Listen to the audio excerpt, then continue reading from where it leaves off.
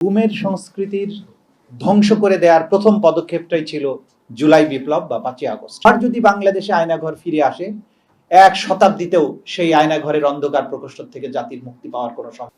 এই জাতির পক্ষে এটা আর অ্যাফোর্ড করা সম্ভব নয় যে হাজার হাজার মানুষ গুম হয়ে যাবে, তাদের লাশগুলো, কঙ্কালগুলো শীতলক্ষা, বুড়িগঙ্গা, সুন্দরবনে কিংবা বঙ্গোপসাগরে পাওয়া যাবে। অপরাধের যিনি নিউক্লিয়াস, তার বিরুদ্ধে আনুষ্ঠানিক অভিযোগ ইনশাআল্লাহ আগামীকালকে আমরা দাখিল করতে যাচ্ছি। 5ই আগস্ট না ঘটতো তাহলে ব্যারিস্টার আরমানদেরকে আমরা দেখতে পেতাম না, মাইকেল চাকমাকে দেখতে পেতাম না, ব্রিগেডিয়ার আজমিকে দেখতে পেতাম না। সুতরাং এই গুমের সংস্কৃতির ধ্বংস করে দেওয়ার প্রথম পদক্ষেপটাই ছিল জুলাই বিপ্লব বা 5ই আগস্ট। আমাদের সবার আগে ওই সব শহীদদেরকে স্মরণ করা প্রয়োজন, যারা অকুণ্ঠ চিত্তে একেবারে নির্ভীকভাবে সেই দানব একটা শক্তি যারা মানুষকে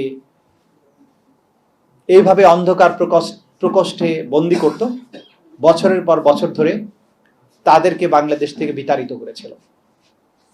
সেই শহীদদেরকে স্মরণ করতে হবে, যারা এমন সীসা ঢালা প্রাচীরের মতো দাঁড়িয়েছিল যে যারা আক্রমণকারী ছিল, হত্যাকারী ছিল, তারা পর্যন্ত বলেছে গুলি করি, মরে একটাই যায়, বাকিটি যায় না স্যার। যারা এরকম সীসা ঢালা প্রাচীর গড়ে তুলেছিল তারা কিন্তু অচেনা কেউ নয়। আপনার আমার সন্তান স্কুলে পড়ে, কলেজে পড়ে, কেউ হয়তো স্কুলেও যায় না, এমন বাচ্চাদেরকেও আমি দেখেছি। 5 বছরের বাচ্চা, সে পানি নিয়ে দাঁড়িয়েছে এই বিপ্লবের সময়। সুতরাং এই জাতির জীবনের অবিস্মরণীয় অর্জনগুলোর মধ্যে জলজলেতম অর্জন হচ্ছে জুলাই বিপ্লব এবং 5ই আগস্টের বিজয়। এই শহীদদেরকে আমাদের চিরদিন মনে রাখতে হবে। আমরা যদি তাদের অবদান, তাদের স্যাক্রিফাইসের পটভূমিটা ভুলে যাই, তাহলে বাংলাদেশে এরকম আয়নাঘরের সংস্কৃতি বারবার ফিরে আসবে। এবং আবার যদি বাংলাদেশে আয়নাঘর ফিরে আসে, এক শতাব্দীতেও সেই আয়নাঘরের অন্ধকার প্রকোষ্ঠ থেকে জাতির মুক্তি পাওয়ার কোনো সম্ভাবনা থাকবে না। সুতরাং যে মুক্তির আলো আমরা দেখেছি, এই আলো জ্বালিয়ে রাখতে হবে। কোনোভাবেই এই আলো নিভতে দেয়া যাবে না। Plain and simple. আমরা আমাদের সন্তানদেরকে আবারও আয়না ঘরে দেখাটা অ্যাফোর্ড করতে পারবো না। এই জাতির পক্ষে এটা আর অ্যাফোর্ড করা সম্ভব নয় যে হাজার হাজার মানুষ গুম হয়ে যাবে, তাদের লাশগুলো, কঙ্কালগুলো শীতলক্ষা, বুড়িগঙ্গা, সুন্দরবনে কিংবা বঙ্গোপসাগরে পাওয়া যাবে। এই জিনিস বহন করার মতো ক্ষমতা আমাদের আর নাই, এই জাতির আর নাই। আমরা সিম্পলি আনএবল। আমরা এটা আর হতে দিতে পারি না। সেটার জন্য কি করতে হবে? প্রথম কথা হচ্ছে, এই অপরাধের বিচার আমাদের নিশ্চিত করতেই হবে। বিচারের কাজ পুরোদমে আগাচ্ছে। অনেকের মধ্যে যেটা সন্দেহ, সংশয় ছিল যে এতদিন সময় লাগছে কেন, 6 মাস হয়ে গেল, কেন বিচার হচ্ছে না? দেখুন, আন্তর্জাতিক অপরাধ ট্রাইব্যুনালের কার্যক্রম একটা আন্তর্জাতিক স্ট্যান্ডার্ড মেনটেন করে করতে হয়, এবং এইটা পৃথিবীর সবচাইতে জটিলতম অপরাধের নাম হচ্ছে ক্রাইমস এগেইনস্ট হিউম্যানিটি বা মানবতা বিরোধী অপরাধ। এই অপরাধগুলো, যে গুমের যে বছরের পর বছর অন্ধকার প্রকোষ্ঠে ছিল, তারা এক একটা সেল আবিষ্কার করতে আমাদের কত পরিশ্রম করতে হয়েছে, কত টেকনোলজি ব্যবহার করতে হয়েছে, কত ধরনের পদ্ধতি অবলম্বন করতে হয়েছে, এবং আমরা কিন্তু এখনো সবগুলো আবিষ্কার করতে পারি নাই। সুতরাং এই তদন্ত শেষ হতে একটা যুক্তিসঙ্গত সময় লাগবে। এটা মোবাইল কোর্টের মতো নয়, ম্যাজিস্ট্রেট গেল, ভোক্তা অধিকার গেল, গিয়ে বলল আপনার সামগ্রীতে ভেজাল আছে, তাৎক্ষণিক 50,000 টাকা বা 5 লক্ষ টাকা জরিমানা করে দিল, অথবা 1 মাসের জেল দিয়ে দিল। আন্তর্জাতিক অপরাধ ট্রাইব্যুনালের কার্যক্রম সেরকম নয়। সে কারণে তদন্তটা শেষ হতে এই যে সময়টা লেগেছে বা লাগছে, সেইটা যুক্তিসঙ্গত সময়। গত সময়ে প্রথম তদন্ত রিপোর্ট আসতে তাদের 16 মাস লেগেছিল, কারণ সেটাও একটা সামান্য ছোটখাটো বিষয় ছিল বলে আমরা মনে করি।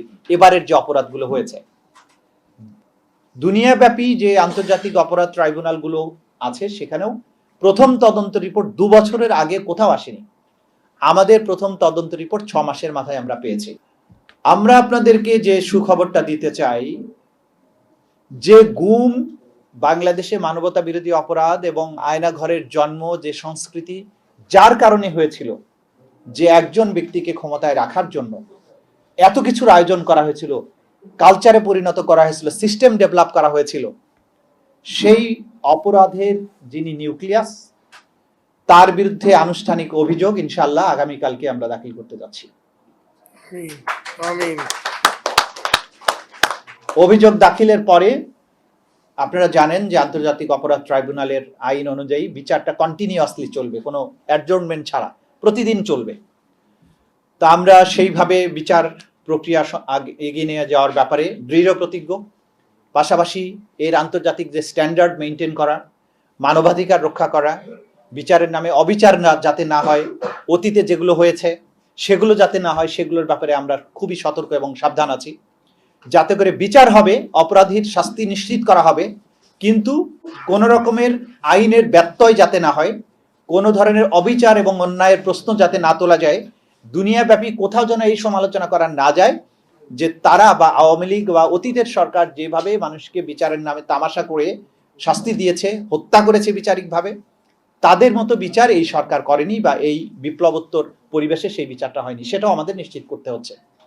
সুতরাং আপনাদের কাছে, জাতির কাছে আমাদের কথা হচ্ছে, ধৈর্য ধরেছেন আপনারা একটা বিপ্লব সফল করেছেন। বিপ্লবের পরে মানুষের মধ্যে এক ধরনের উন্মাদনা থাকে যে দ্রুতই আমরা সবকিছুর পরিবর্তন চাই। সেই পরিবর্তন করতে একটু সময় লাগে, যেটা আমি বলেছি আমাদের তদন্তের ক্ষেত্রে লেগেছে, কিন্তু এখন আমরা একটা চূড়ান্ত পর্যায়ে আছি। বিচার প্রক্রিয়া নিয়ে সামনে অগ্রসর হওয়ার পথে আমাদের বাধা অনেকটাই দূরীভূত হয়েছে। এরপরেও অনেক বাধাই তো আছে। আপনারা জানেন যে যারা এই গুমের মতো ভয়াবহ অপরাধের সাথে জড়িত ছিল, তাদের অনেককেই আমরা এখনো গ্রেফতার করতে পারিনি। আমরা আমাদের কাজের যে অগ্রগতি হয়েছে তার আলোকে আমাদের যে পরিকল্পনা, আমরা এই সময়ের মধ্যে একটা দৃশ্যমান জিনিস জাতির সামনে উপহার দিতে চাই। এই ব্যাপারে আমরা দিনরাত কাজ করছি। যেমন আপনাদেরকে উদাহরণস্বরূপ বলতে পারি, গত 6 মাসে আমাদের কোনো শুক্রবার, শনিবার বা সাপ্তাহিক ছুটি নেই। আমরা সকাল 8টায় বের হই, রাত 12টা পর্যন্ত তদন্ত সংস্থা এবং প্রসিকিউশন টিমের প্রত্যেকে কাজ করি। অনেকে অসুস্থ হয়ে যাচ্ছেন, হসপিটালাইজড হচ্ছেন, ফিরে আসছেন আবারও, এবং অনেকে যখন হজের জন্য তারা টাকা জমা দিয়েছিলেন, তারা প্রত্যেকে হজকে আমরা ক্যান্সেল করেছি, যে হজ পরে, আগে বিচার নিশ্চিত করতে হবে, জাতীয় দায়িত্বটা পালন করাটা আগে। সুতরাং আমাদের মধ্যে শৈথিল্য নেই।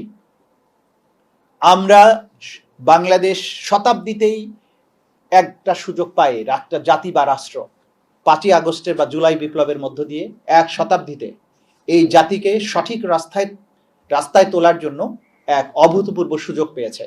এই সুযোগ কোনো অবস্থায় আমরা মিস করতে চাই না।